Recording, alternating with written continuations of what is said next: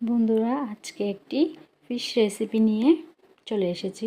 এই মাছগুলোর নাম আমি জানি না, এগুলো আমার হাজব্যান্ড দোকান থেকে এনেছে, তাই আমি জানি না মাছগুলোর নাম।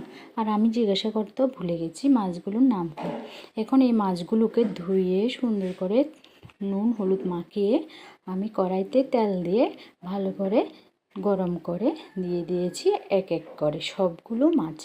এখন এই মাছগুলো এপিট ওপিট করে বা লাল লাল করে ভেজে নেব। এই মাছগুলো খুবই সুন্দর দেখতে।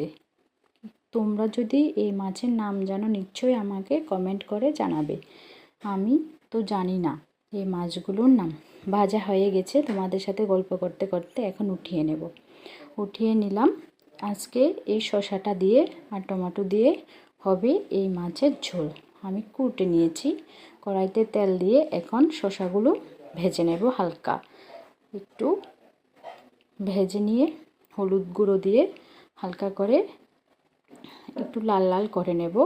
বেশি সেদ্ধ করব না, শসা বেশি সেদ্ধ করলে তোমাদের এখানে একটা আমি টিপস বলে দিচ্ছি। এগুলো যদি আমি একবারে কষিয়ে সম্বাদ দিতাম তাহলে এগুলো একটু টক টক লাগতো, তাই আমি আগে এগুলোকে ভালো করে হালকা হালকা করে ভেজে উঠিয়ে নেব। কারণ যদি ঝোলের সাথে আমি এগুলোকে ফুটাতে থাকি তাহলে এগুলো টক হয়ে যাবে। এগুলো ভাজা শেষ, উঠিয়ে নেব। এখন আমি যে কুটে রেখেছিলাম টমেটো দুইটা, এগুলোকেও হালকা করে ভেজে নেব। যদি এগুলো ঝোলের মধ্যে ফুটতে থাকে এগুলো একদম গলে যায়। এগুলো পাকা টমেটো, তাই এখন ভাজা হয়ে গেছে। এগুলো খালি ভেজে নিয়েছিলাম, হলুদ গুঁড়ো দেইনি। উঠিয়ে নেব। উঠানো হয়ে গেলে আমি বসিয়ে দেব কড়াই। কড়াই গরম হয়ে গেলে দিয়ে দেব আমি সরষের তেল। সরষের তেল পরিমাণ মতো দিয়ে ভালো করে গরম করে নিয়ে দিয়ে দেব একটা তেজপাতা আর কিছু কালি জিরে। সবগুলো হয়ে আসলে, ফোড়ন হয়ে আসলে এখন আমি এখানে দিয়ে দেব আদা গুঁড়ো। এখন আমি এখানে দিয়ে দেব পেঁয়াজ, কাঁচা লঙ্কা, হলুদ গুঁড়ো, নুন সবগুলো দিয়ে সবগুলোকে ভালো করে কষিয়ে নেব। আমি এখানে গুঁড়ো লঙ্কা ইউজ করব না, আজকের রেসিপিটা হবে কাঁচা লঙ্কার উপরে।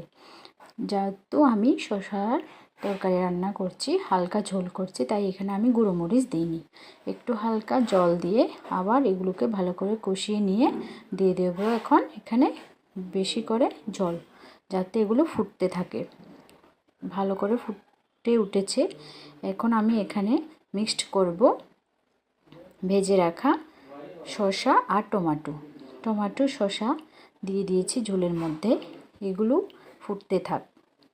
ফুটানো হয়ে গেছে, একটু সেদ্ধ হয়ে গেছে, দিয়ে দেব এখন আমি এখানে মাছ, ভেজে রাখা মাছগুলো দিয়ে সবগুলোকে সুন্দর করে আর একটু সেদ্ধ করে নেব। ভালো করে নাড়িয়ে সবগুলো মিশিয়ে ঝোলের সাথে ভালো করে ফুটিয়ে নিলে তাহলে ঝোলের স্বাদটা বেরিয়ে আসবে। যেহেতু এগুলো একটু হালকা ঝোল, এখানে আমি বেশি মশলা ইউজ করিনি, তাই এগুলোকে একটু ঝোল বেশি করেই রাখবো। দেখো বন্ধুরা, তরকারি হয়ে গেছে। কালারটা কি দারুণ এসেছে, কি সুন্দর লাগছে, খেতেও দারুণ হয়েছিল। তোমরা একদিন এভাবে রেসিপি